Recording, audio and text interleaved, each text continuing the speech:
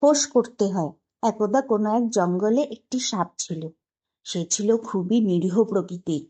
কাউকে সে হিংসা করত না। নিজের মনেই সে জঙ্গলে বাস করত। তার বয়সও হয়েছিল। কিন্তু তাহলে কি হবে? তাকে সবাই মিলে জ্বালাতন করতে লাগলো, খোঁচাতে লাগলো, তার প্রতি নানা রকম অত্যাচার চালাতে লাগলো।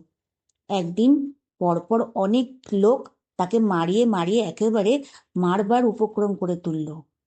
মৃতপ্রায় সেই নিরীহ সাপটি অবশেষে ধুঁকতে ধুঁকতে স্বর্গের দেবতা জিউসের কাছে গিয়ে নালিশ জানালো। জিউস সাপটির সব অভিযোগের কথা দীর্ঘক্ষণ ধরে মনোযোগ দিয়ে শুনলেন। তারপর জিউস বললেন, তুমি খুবই ভুল করেছ।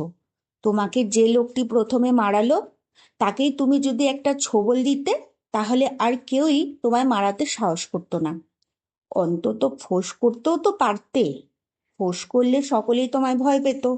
তাহলে দেখতে আজ তোমার এরকম দশা হতো না। গল্পটির উপদেশ হলো, প্রথম অত্যাচারী যে রুখে দাঁড়ায় তার উপর অত্যাচার করতে আর কেউ সাহস পায় না।